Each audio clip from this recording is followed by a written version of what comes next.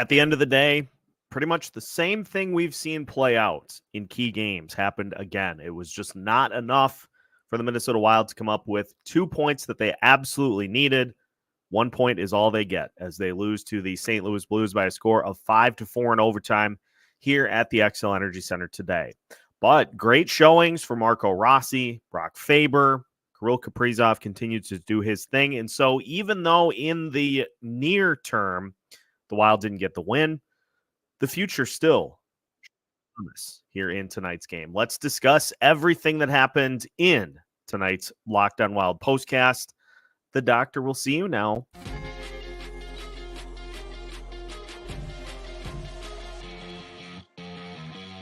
You are Locked On Wild Postcast, part of Locked On Minnesota on the Locked On Podcast Network. Your team every day. And welcome into tonight's Locked On Wild postcast as the Minnesota Wild lose by a score of 5-4 in overtime. And for the Minnesota Wild, it's a situation where you had to get 2 points in regulation and you had to find a way to keep the Blues off the scoreboard. Wild tie it late to send it to overtime and then lose in OT as Brandon Saad gets his 22nd goal of the season to get the game winner. And it was very back and forth. And I'm gonna take the blame here in this one today. Clearly jinxed what was going on. Tweeted out at one point that it was looking like one of Marc-Andre Fleury's best games of the season, and he ends up giving up 4. Marco Rossi and Jordan Kyrou both had 2 goals. Tweeted out which player is going to get to 3 first. Kyrou gets the hat trick. But in reality, it is just an extension of what we have seen throughout the course of the season. We've seen stretches of play in which the team looks really good, stretches of play in which they don't, and by and large, it just has not been enough for them to be able to consistently win these games. Like they've shown the ability, the Wild have shown the ability to hang with some of these teams, but at the end of the day, it just has not been enough. And at this point, you are down in the single digit percent in chances to make the postseason. And so with 11 games left, basically all that is left to be done is to be mathematically eliminated from the postseason picture. And with the fact that the Vegas Golden Knights play tonight, and I think play Tuesday as well, it could be that the Wilds are mathematically eliminated by the time they play again on Thursday against the San Jose Sharks. But we'll talk more about that here tonight. Let's talk about some of the good things we saw here in this one tonight. So Marco Rossi with 2 goals. He has now gotten to 20 goals on the season. Rossi had a breakaway goal. He also gets the tip in on the other side of the net as Bennington was committed to one side and the puck goes to the other. So Rossi continues to battle, continues to work, and the fact that he got bumped up onto the top line with Kaprizov, obviously we got a chance to see what he's able to do with functional line mates. And so Rossi gets a couple of goals, continues what has just been a really, really good rookie season with 20 goals. And I think he's at now, I want to say he is at somewhere around 40 total points. Just going to look that up here while I have it. So he's at 37 points with the 2 goals that he scored here today. So trending towards a 40-point rookie season. And Brock Faber a goal and an assist. He's got 40 points now on the season. The game-tying goal was a sweet play by him to just step up and take advantage of Jordan Binnington being sprawled out to make a save. He read the play, he stepped up, and was able to get that one to tie it. And that play too, that on the 3-on-1, there is some. I'm going to acknowledge some bad bounces. I mean, ultimately, that's not the reason that this team is where it is, because in today's game, we got a good example too of just how much faster some of these teams that the Wild play are than the Wild. Matt Zuccarello versus Jordan Kyrou. Yikes. But that pass that hits off of Faber's skate, it bounces perfectly to a Blues player, and credit to the Blues for continuing to push the play, and they get the goal there. Yeah, this just further reinforces what we've seen all season and why this is not a team that is going to be capable, that would even be capable of really doing anything substantial if they got a playoff spot. This is just a season in which Wild need to take a look at everything and see what some of these players have for the potential for the future. For the St. Louis Blues, they did a great job of continuing to push, continuing to take the attack to the Minnesota Wild. I got to ask, though, because Michael Russo pointed this out, and he's dead right. What is Matt Boldy doing in overtime? Like, and not to say why is he playing, but that play in which he skates up to Jordan Binnington, and if he just stays there, Binnington has to ice that puck, and then there's a face-off on that side of the ice. Instead, he just peels out, and so Binnington is able to not ice it, gets it to a teammate. It eventually goes to Brandon Saad, and he buries it for the game winner. I thought early on in this one, Marc-Andre Fleury was fantastic. Obviously, as the game went along, not so much. But yeah, it's just the same thing that we've seen all season, folks, is you get most of your contributions from your top guys, and you just aren't able to separate. The Wild had a couple of chances to try to get it to 4-2, weren't able to take advantage, and so as a result, the St. Louis Blues were able to get the tying goal and then take the lead. These have been problems all season, and so this was an extension. This was an extension of all the things that have gone wrong throughout the course of this season. Just another extension of it, and so we're just another game closer to this regular season being over.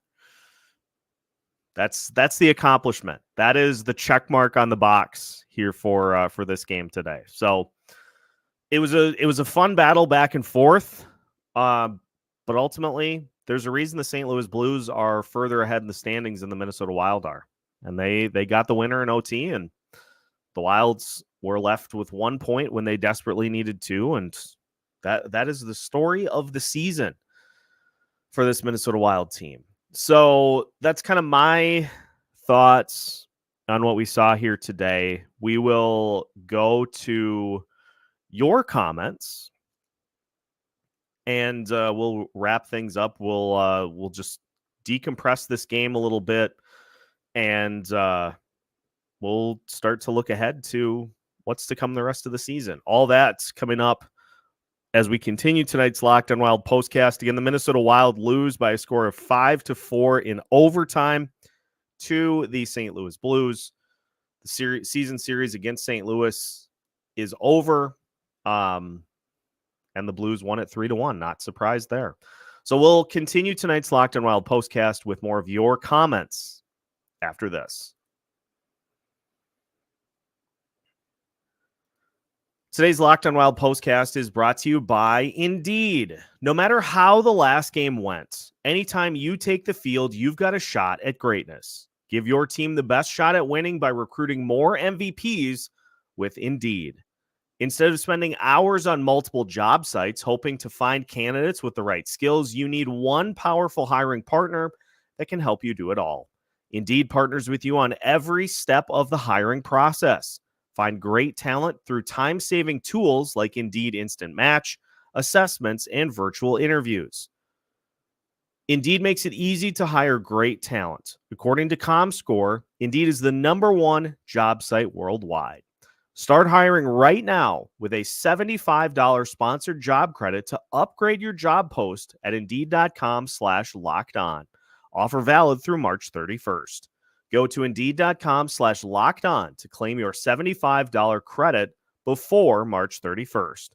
That's Indeed.com/lockedon. Terms and conditions apply. Need to hire? You need Indeed. Tonight's Locked on Wild postcast is also brought to you by FanDuel. Say goodbye to busted brackets because FanDuel lets you bet on every game of the NCAA tournament. Whether you're betting on a big upset or a 1 seed, it's time to go dancing on America's #1 sportsbook.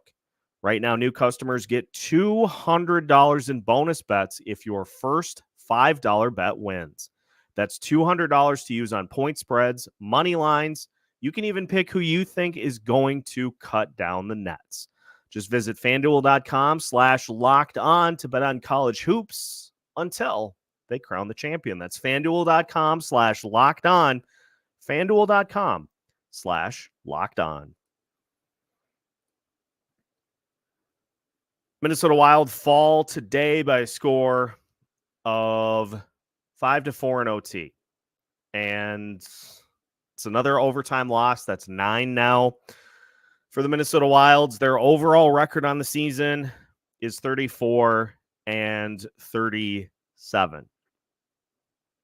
St. Louis, on the other hand, 38-33. So it's, at this point, it's pretty much over. Again, pretty much over other than being mathematically eliminated for the season. Let's get to the comments. Mike joining us today. Glad to see Rossi and Faber do their thing. That was huge. But season-wise, it's been over for a long time. It has been. I mean, there have been little pushes by this team, but every time we have seen a 3 or 4 game winning streak, and then the ask is, hey, we're back. We're capable. We're able to do this. And you have those critical games against teams that you're chasing. And like the Los Angeles Kings game most recently. You have those games and you're just not able to match up. And look, it's okay to just simply acknowledge that this is not a good team. It's a team that has had injuries, sure. But by and large, it's a team that has been very inconsistent. It's a team that has had several players simply not playing up to the level that they needed. And it's a team that is completely reliant on their first line to score. Completely reliant on their first line. If it's not the first line scoring, they're getting shut out. And those are not things that playoff teams do. Goaltending's been inconsistent. Special teams have been mostly a disaster.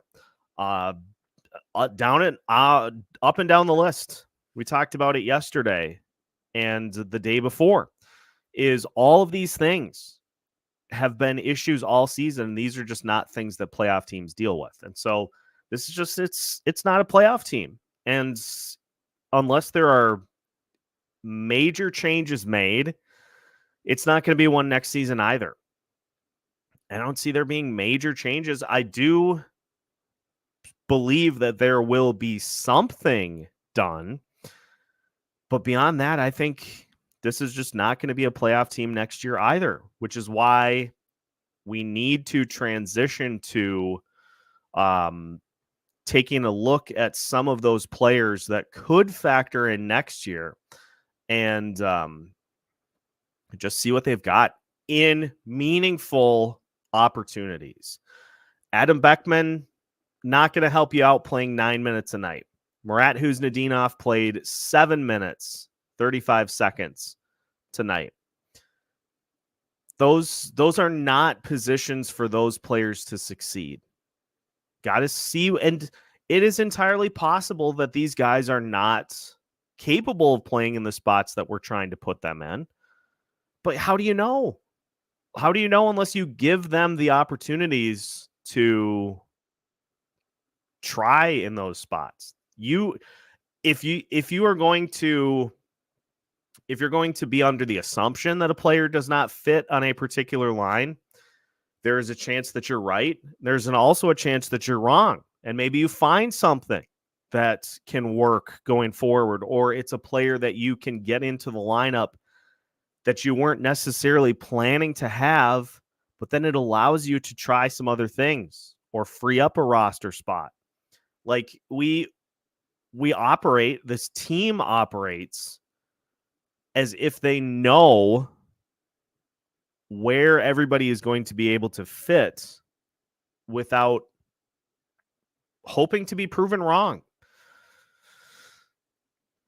So yeah, this is what we've seen all season, and it's just a few more games, and then there will be the official eliminated from playoff contention. And then at that point, you got to go into full evaluation mode. Like, playing out the string is just something that I would really enjoy to not see from this team. Like, get some younger players opportunities and see what they've got. Like, you don't need to just play for pride.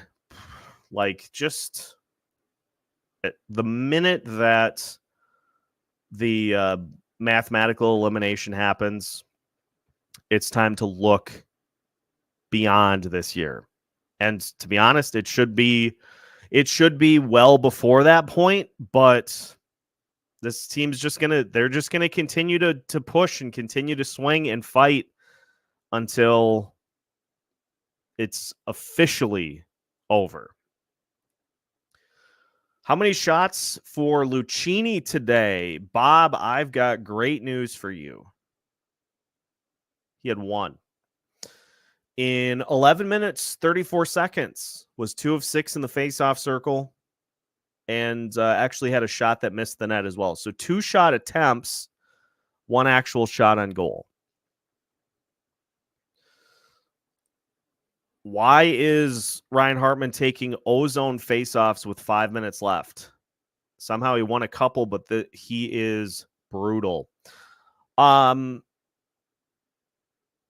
So Hartman was 10 of 22.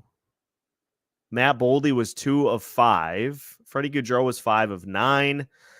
Murat Huznadinov was 3 of 5. Jake Lucchini, 2 of 6. And Marco Rossi was 6 of 15. Matt Zuccarello also 1 of 2 in the circle. Yeah, I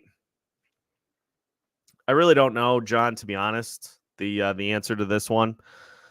I think it just, again, comes down to a coach wanting to lean on a veteran player as opposed to the other options at that point in the game. I'm not sure. Like, this, it would be Joel Eriksson Ek if he were healthy, and so I suppose I guess Ryan Hartman is the next best face-off guy, but I don't know. Boldy and a first for Sidney Crosby. honestly, I would take a $5 bill for Matt Boldy right now. No, I'm kidding. 22-year-old. And like, it just, the thing with, we've hammered on this all season with Matt Boldy, is the consistency is going to be something that he has to work on next season and beyond. Is, yeah, you're not going to score every game, but you also can't have these games in which there just is no attack. This is the same thing that we have harped on Marcus Johansson for all season, is you just can't have those games where there's no attack. And so that's his biggest challenge, is going to be to try to more consistently bring it, because there have been, and it's especially too, like the visual stuff, like that play at the end of the game in overtime is not a great look. Like, you have to know, if you force Binnington to freeze that puck, you're going to give yourself an opportunity for a face-off in the offensive zone. And to be honest, it just gave off kind of the feel of being checked out. So that was not great. And this is one of the pieces for the future. So there's no scenario, unless somebody offers Bill Guerin 3 first-round picks, a young player, and a prospect. Like, there's no scenario in which Bill Guerin is going to trade Boldy. So I love how smart who is out there, though. Like a bloodhound on the scent. Dude can sniff out a puck like nobody's business. And, visually, like, looking at the box score here today, he was a -3, but again, I like a lot of his instincts, and that's all stuff that you can't teach what to do on it's hard to teach players what to do in those situations. You just have to kind of know what to do, and he's got a great awareness defensively, something that is sorely missing amongst some of the other members of this team. And so I just would like to see like a benchmark the rest of the season of around 15 minutes for Kuznetsov. Just give him an opportunity and see what he does with it. Like, what are you really getting with 7:35 of ice time? This is the win at all costs stuff that kind of drives me nuts.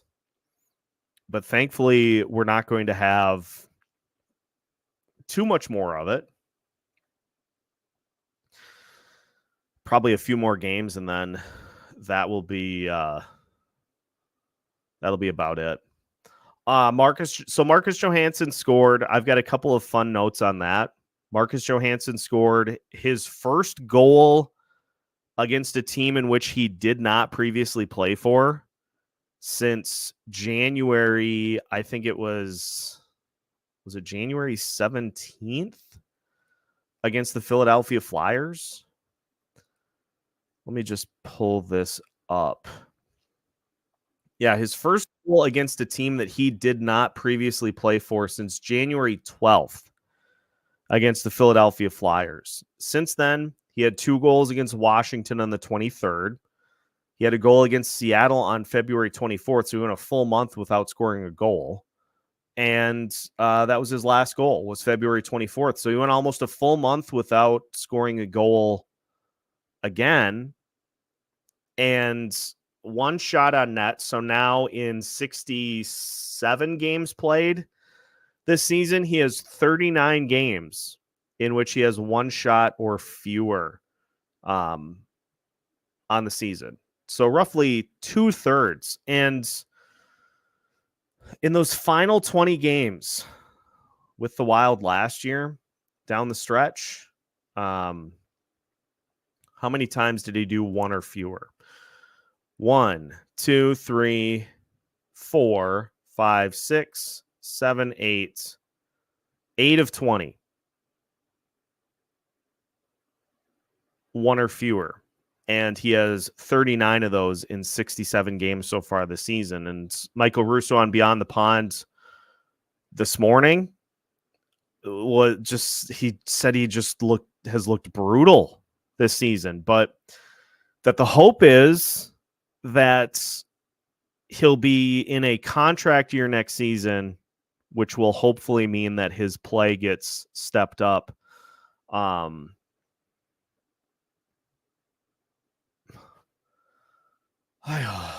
hope not. That second line wing spot has just been a black hole for this team. Maybe time to get creative with the coaching staff too. Seems like it's all Billy's guys. Maybe think out of the box with the hiring. I do wonder if they're going to give John Hines an opportunity to retool the coaching staff a little bit, since Bob Woods was let go, but Jason King was brought in as kind of a new face, and the power play has been very up and down, and it has been mostly down here recently. I think they're 3 for their last 2 or 3 for their last 28 or 29, and 2 of those goals came in one game against the Anaheim Ducks, which, if you don't score power play goals against Anaheim, that's a problem. So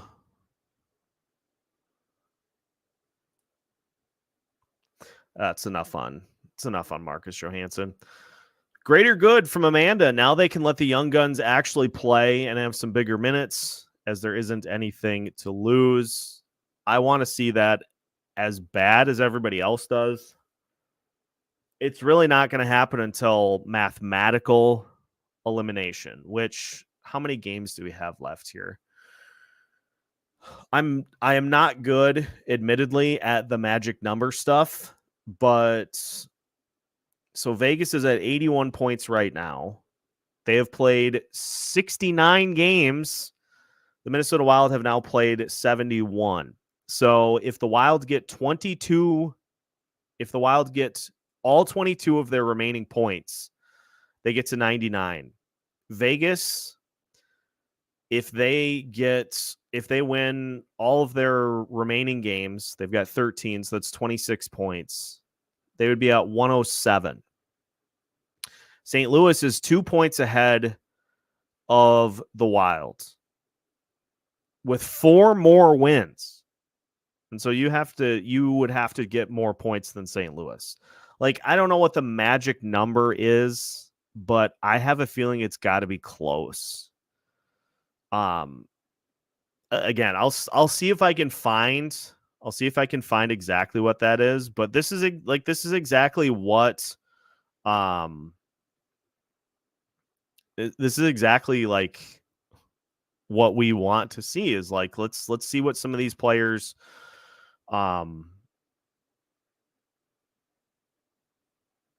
let's see what some of these guys have that are going to be here beyond this season. Yeah, Brandt is right here. Play the S out of Murat. All right, I'm just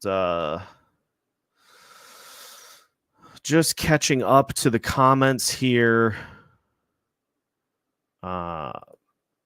Repetition is one of the best ways to get better at faceoffs. You don't let the lesser faceoff centers take faceoffs; they're never going to get better. That's true. There's a lot that this team, I think, needs to work on here in the offseason. Like shooting, for one, not missing the net as much as they have been. Like we need to work on that for one. And face-offs would be another. And like just getting some other players opportunities in those spots. Yeah, I think Beckman has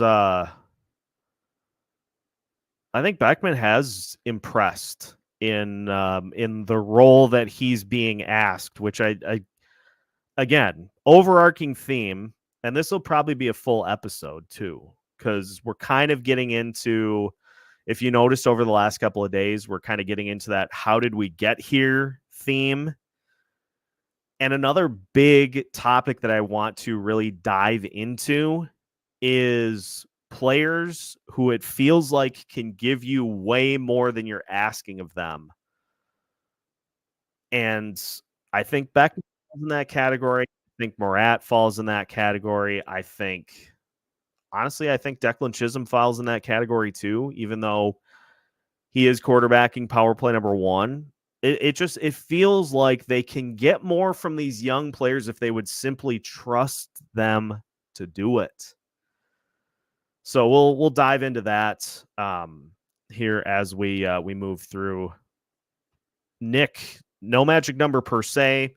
The key point that Nick makes here is that the Wild don't control their own destiny anymore. And so that's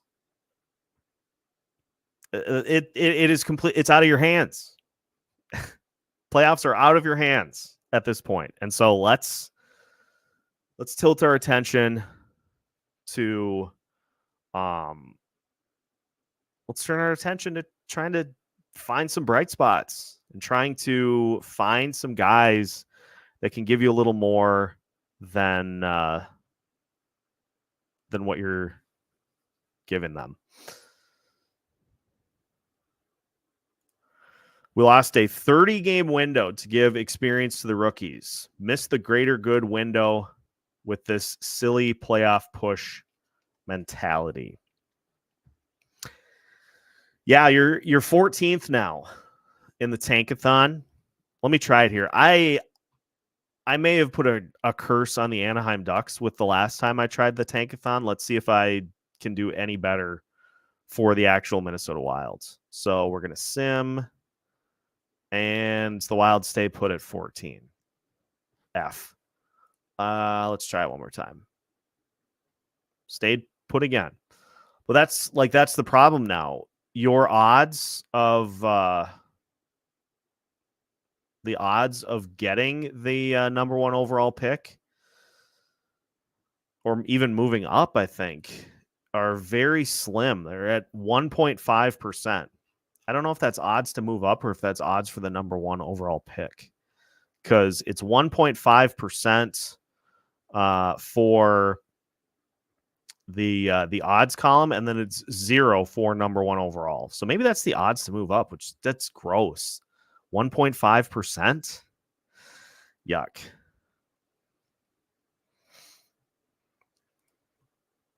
Going to die laughing if Guerin calls this a failed season because they missed the playoffs. I can't wait.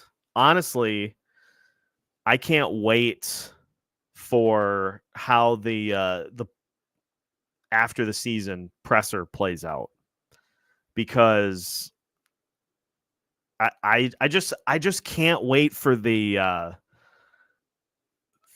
semantics for how this is going to play out, because there is, I would imagine, going to be I would imagine there's going to be a focus on the injuries, and we're going to get the we need to be better.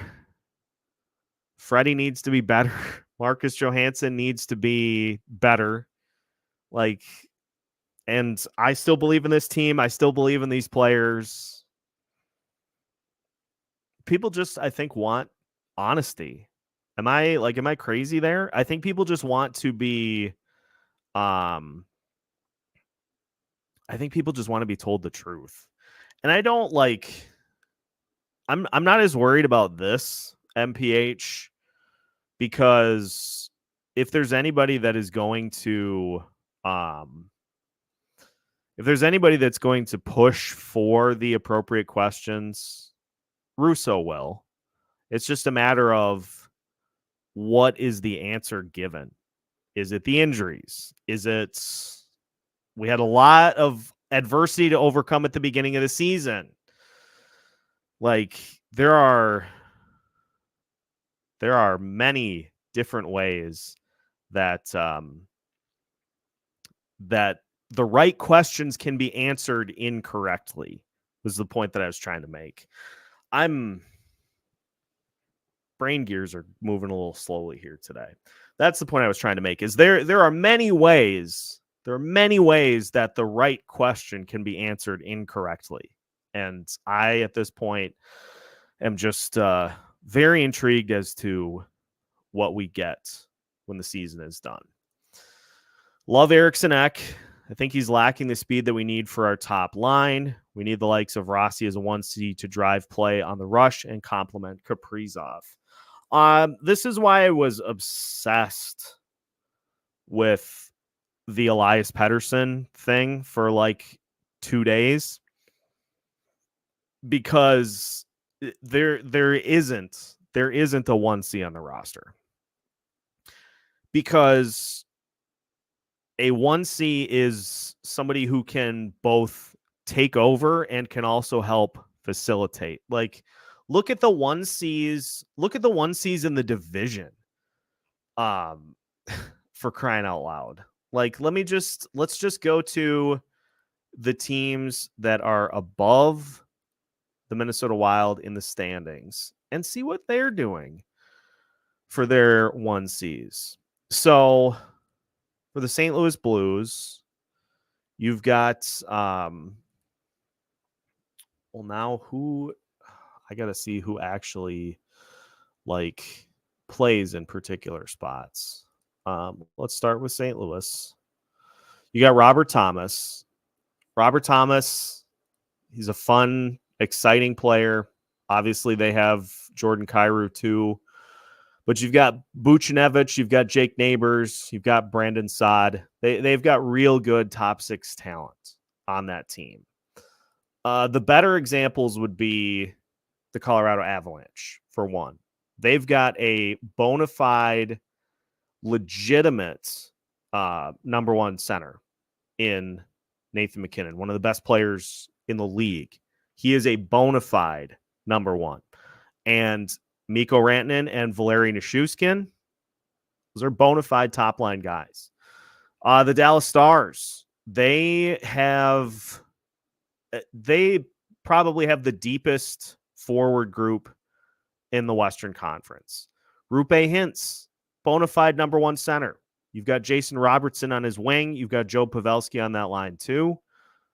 They've all got bona fide guys. The Wild just do not have that. They just don't have that on the roster. And so that's an area that needs to be improved. It could be that Danila Yurov turns into that guy. But again, like this is the problem with this is the problem with all the extensions. Like, Matt Zuccarello is a second line guy. I'm not going to dispute that.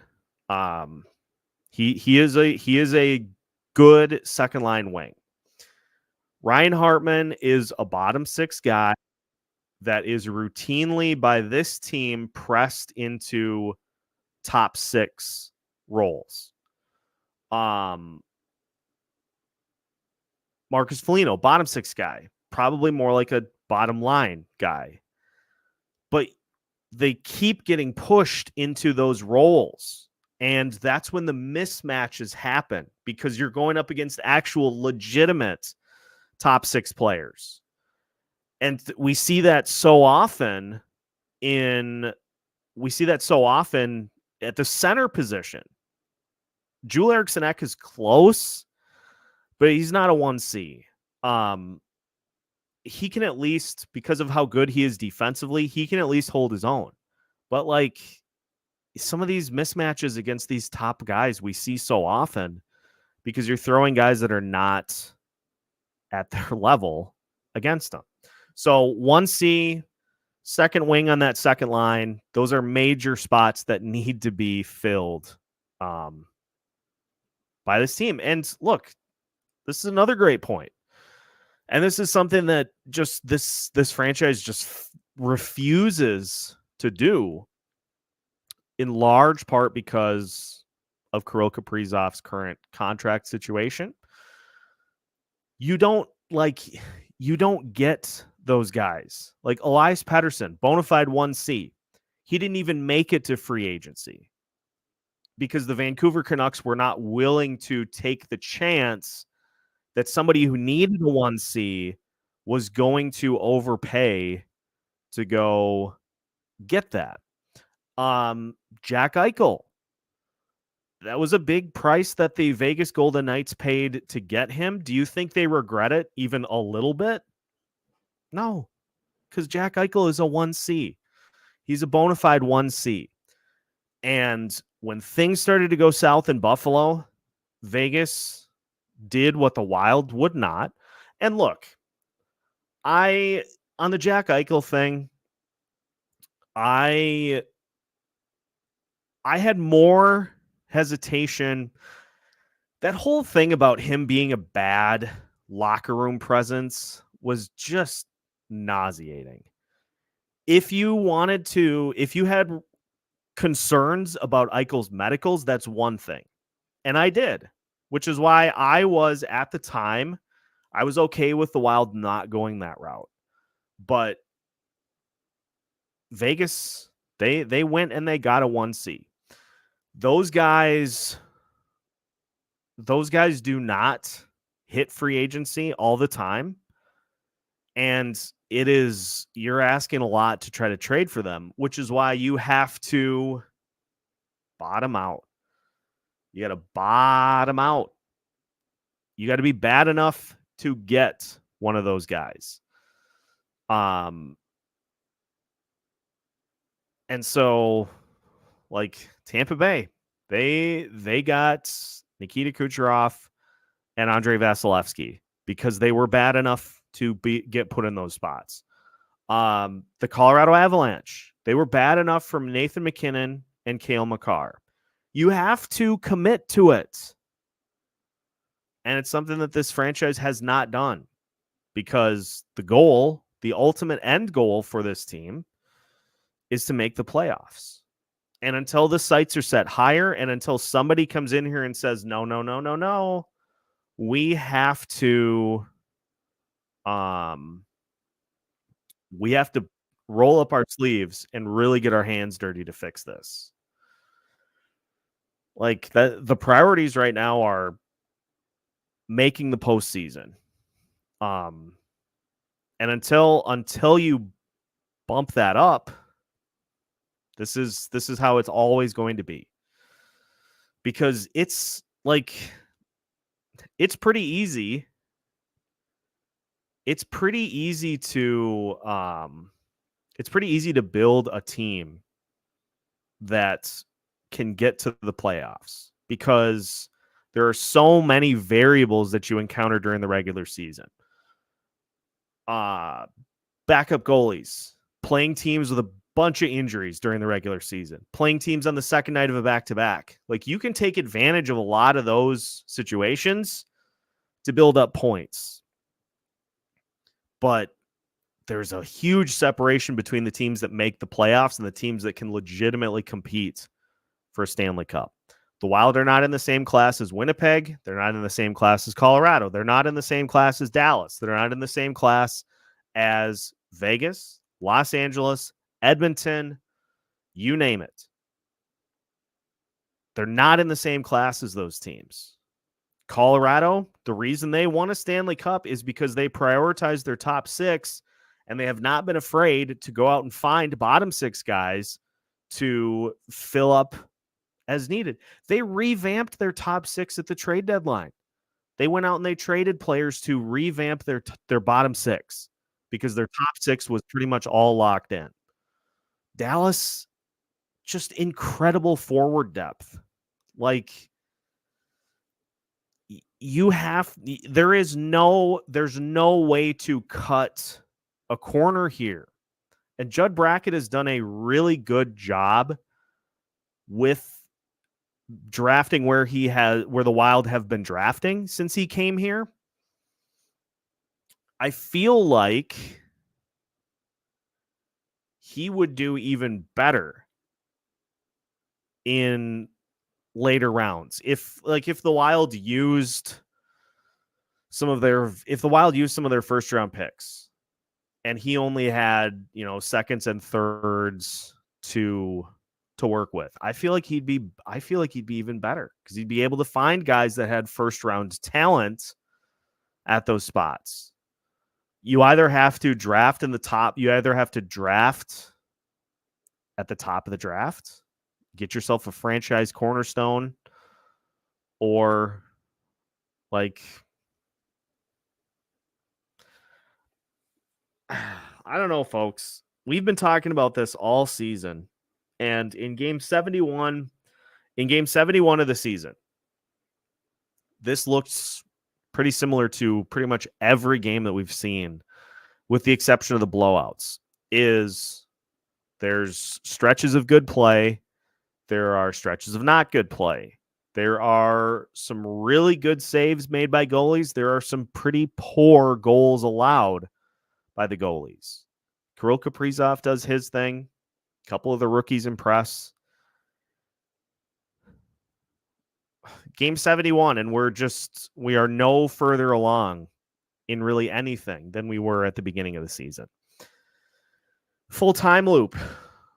Oh, I just noticed in this Tankathon simulation that I did, the Seattle Kraken moved up to number 1. Seattle Kraken are 28, 28, and 13. 28 and 41, and they are 8 points behind the Wild. That's gross. Tony, big ticket KG, would you have taken Volstead or Wyatt Johnston in hindsight? This is a great question, because I think, considering where the goalie position was at the time that Volstead was drafted, you had Cam Talbot and Marc-Andre Fleury. So I would have still been under the belief that you needed to find the next step in your goalie situation. And my thoughts on Jesper really haven't changed that much. He is playing behind just a bunch of guys in Iowa. He's really not getting any help there at all. And his numbers still are pretty good.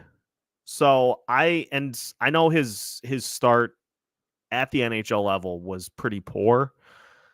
He was done no favors there. So my entire thought process and my entire assumption and impression of Jesper hasn't really changed that much.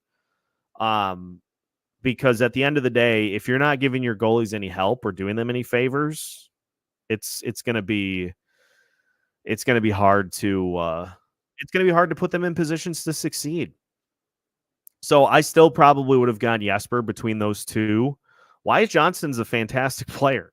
He is playing, I think, what was he playing on Daily Faceoff here? He is third line center with Jamie Benn and Logan Stankoven right now. That's how deep that Stars roster is, that you've got him on a third line role, and he is what is he at now? He's got 26 goals. How many players for the Stars have 1, 2, 3, 4, 5, 6? And if Mason Marchment scores another goal, that will be 7 players that have 20 goals for Dallas, including your entire top 6. Your entire top 6, 20 plus goals. It's gross. Imagine having imagine having that type of production throughout your lineup. He very well could be MPH, but I'm just going off of what Daily Faceoff has here. They've got him listed as left wing on that third line, but it's entirely possible that they mix and match it as needed. Real bonus of depth is that it allows the head coach to balance the minutes. Stars get injured less. Everyone shares in the success, and then you can believe in your cup run. Here's the other thing too. Jason Robertson has 24 power play points. Roope Hintz has 14. Joe Pavelski has 18. 10 for Marchment. 15 for Duchesne. 20 for Jamie Benn. 9 for Wyatt Johnston. 6 for Sagan. Like, that's a team too that has a definitive number 1 and number 2 power play. They're not rolling Marcus Johansson and Freddie Gaudreau as the wings on power play number 2.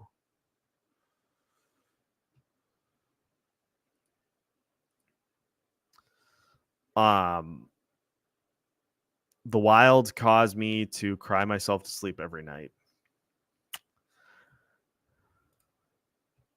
Hence I'm gonna direct this to Daily Faceoff because they've got Hintz as a center listed here, and they've got Pavelski as the wing. So I'm gonna direct MPH. I'm gonna direct you to the Daily Faceoff's website for these because that's what they have listed. How do other teams' bottom line minutes look? So that's a great question too. So let's just keep Dallas as an example. Jason Robertson is averaging 18.5 minutes per game. Hintz just over 17. Pavelski is averaging under 17 minutes per game. Bottom line of Craig Smith, Radek Faksa, and Sam Steele. They're averaging, Smith is playing about 10.5. Faksa is playing 13. Sam Steele is playing 13.5. The third line, Jamie Benn's playing just under 15. Wyatt Johnston's playing just under 17 minutes. And Stankoven is playing like 15 minutes, 45 seconds per game. So you don't have any, and it's not to say there aren't instances in which these guys are playing 20 minutes plus, but you don't have anybody that's coming close to 20 minutes per game. 18 is 18.5 is your top forward in minutes. Spread it out. Nobody gets worn down. Nobody gets burned out.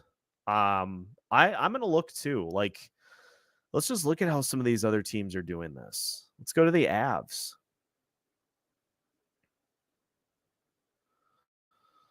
Let's see what Colorado's dealing with here on the season. So there's a little bit more of a spread for the Avs. Nichushkin is playing 21:40. McKinnon's playing just under 23, and Rantanen is playing 23 minutes and 12 seconds per game. Arturi Lehkonen is just under 19. Casey Middlestad's just over 18. Jonathan Drouin is at like 17:51. And then your bottom six, Brandon Duhaime, just under 11. Ross Colton, just under 14. Zach Parise is at like 13 minutes, 50 seconds. Miles Wood is at about the same, 13 minutes, 50 seconds. Yakov Trenin is just under 15. And Andrew Cogliano is at just under 11. So on the D side, how many of those top teams are playing their top two D-men 25 plus minutes? The Avs are getting close. 24, just under 25 for Makar, and Taves is playing like 23:53. Gerard just under like 1959. Josh Manson is at 17, like 1750. Sean Walker's at just under 20. Jack Johnson's at just under 15. Let's see what Dallas was at. So there's one line combination for the Avs, or one D pairing for the Avs, that is getting close to 25 minutes. Let's check the Stars. Miro Heiskanen's playing 24 minutes, 55 seconds on average per game. But then Harley is at just under 21. Issa Lundell is at 20 minutes, 40 seconds. Chris Tanev is at just under 20. And I keep saying just under because these minute numbers are in like decimals. So it's not an actual like minutes and seconds. Ryan Suter's playing slightly over 19 minutes. Nils Lundqvist is playing just under 15. So the Stars only have one defenseman that is coming close to 25 minutes. Let's look at the Winnipeg Jets too. Winnipeg Jets have a good blue line.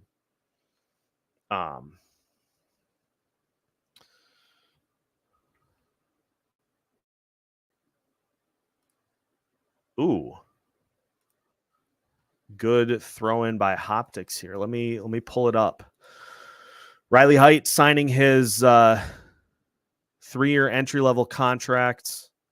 Like Kumpinlainen, who was signed last week, Riley can only play in the NHL or return to juniors. No Iowa for either due to age. So we could see Riley Heidt get up to 9 games, but that will be pretty much all we will see of him. Oh, how about this? Oh, this one about threw me out of my chair. Against the 9 teams ahead of them in the standings, the Minnesota Wild have won 8 games out of 25 this season. Against the 9 teams ahead of them in the standings, the Minnesota Wild have won 8 games out of 25 this season. That is awful. That is really bad. Yuck. Ick. Gross. Realizing that Spurgeon and Brodin out hurts, but we are playing third liners as second liners and wearing out Faber and Brodin when he was playing. This is life in the win at all costs stage of the game. Is you're going to burn out your top level guys because you, especially when you're trailing, like you have to get scoring, and the Wilds have not had consistent production from line 3 or line 4 for going on 2 months now. And so John Hines is playing the only lines that give him an opportunity to score, which is leading to, I'll probably do this for an episode, but it's leading to just high levels of minutes being munched by those top level guys.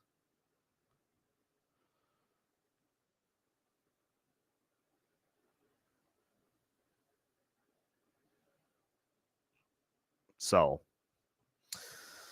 8 games out of 25 that they've won against the teams that they're chasing. Ick. Ick, ick, ick. Well, we'll see what this means, because here's the other thing to keep in mind too. The Vegas Golden Knights play tonight against, who do they play? Columbus.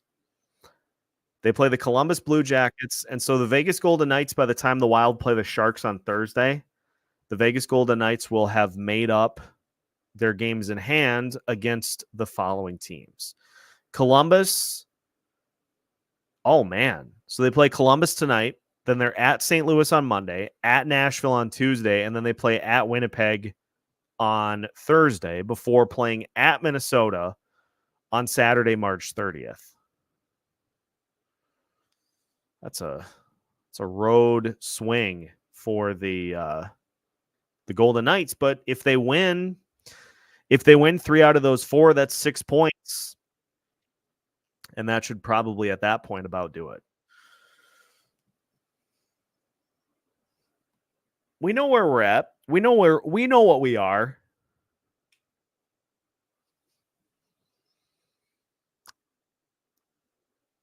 I just would like it to happen. Like the mathematical elimination. So that then we can just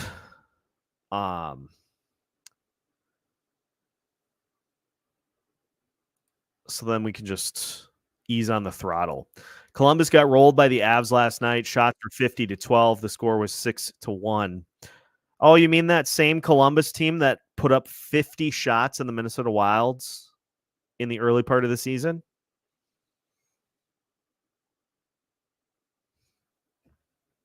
And won in overtime? What was that game?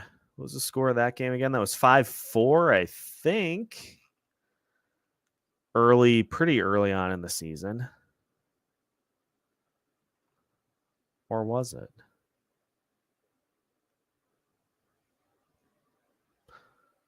I thought it was. Maybe I'm just out of my mind. Yeah, we don't need to dig up the skeletons of early in the season. Yeah, this has been something else. Something else here it is. Yeah, 5-4 in overtime. Columbus had 54 shots on goal. They out-face-offed the Minnesota Wild 40-21. And they had 27 blocked shots. The Minnesota Wild had 23 blocked shots in that game. And so it was 77 shot attempts to the Columbus Blue Jackets.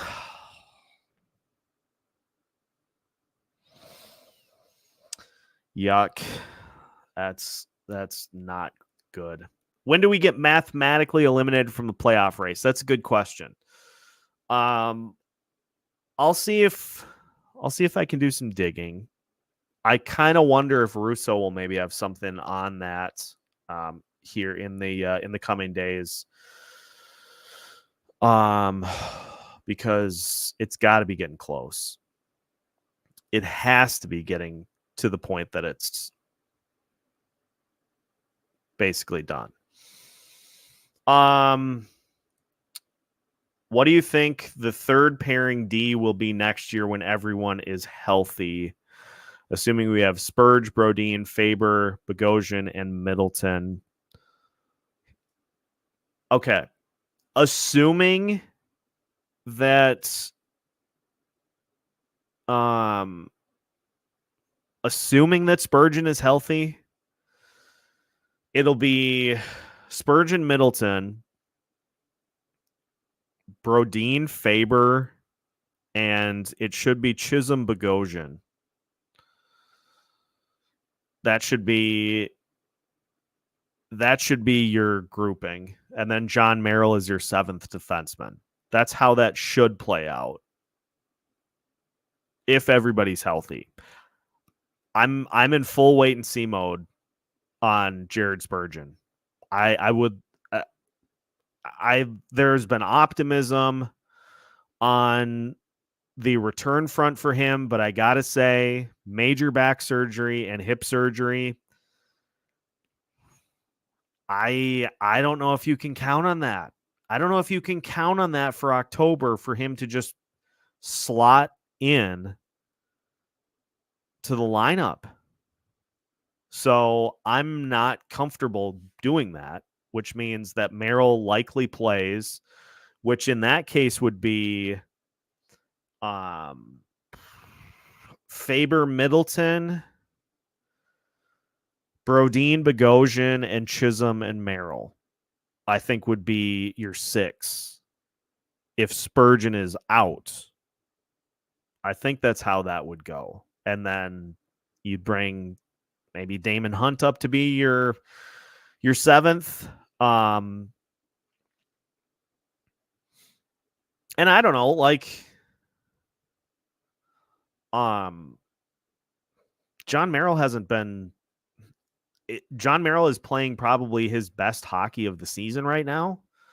So I don't know if he's trying to put some tape out there for a potential offseason suitor, but it's just I just kind of chuckle that he has kind of been pushed aside as far as the major gripe of this show, and it just has become it's just become Marcus Johansson and Freddie Gaudreau. Like, they own that spot. So some good questions to finish things off here, and these will be some things that I think about for episodes here throughout the week. I want to go back to this one though, MPH. This is a good question because it's not it's not total points per minutes played. I don't know if that is something that's tracked, but points per 60 minutes is definitely a stat that's tracked. So, you know, there are some guys who actually have done decently well in that department. They just don't play a ton. Shocker. All the young guys are pretty good in those departments, but they don't get as much playing time as the vets. So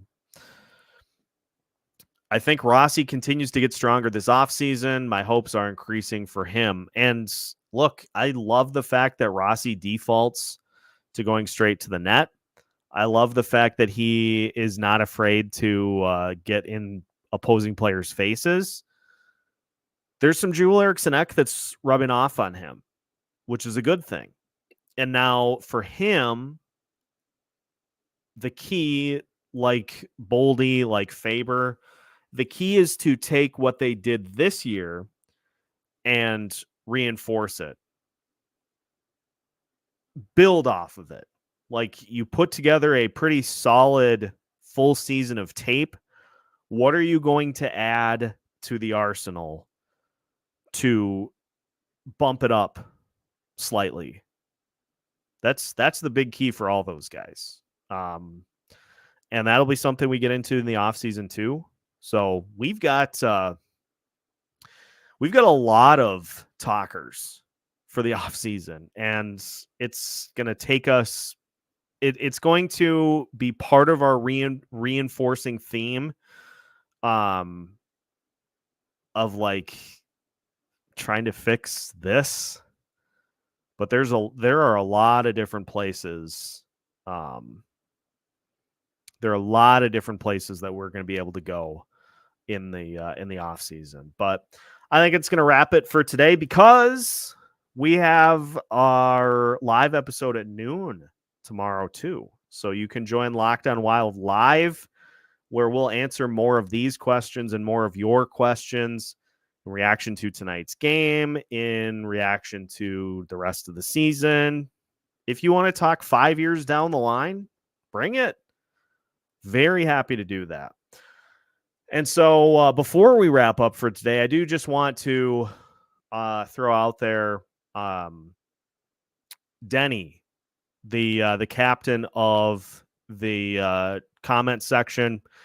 If everybody could keep him in your thoughts. I don't know the entirety of what's going on, but I believe he is having some surgery here this weekend, and so we wish him well, hope for a speedy recovery, and hope to get him back in the comment section here before too long. But we hope everything goes well, Denny, and your seat is there for you whenever you are able to return. So that's going to do it for today's Locked On Wild postcast. Again, appreciate everybody hopping in here today. Make sure to hit that like button before you head out for the night. And make sure to join us tomorrow at noon for a Locked On Wild live session in which we'll take your questions throughout the rest of the whatever you've got. We'll be ready for you here tomorrow at noon. Make sure to subscribe if you have not already, so you don't miss out on any new episodes here throughout the week. And enjoy the rest of your Saturday. We'll be back with you tomorrow for Locked On Wild Live. You can find all of our content by subscribing, and we've got new episodes for you every Monday through Friday, as well as pre- and post-game content throughout the week, all parts of the Locked On Podcast Network.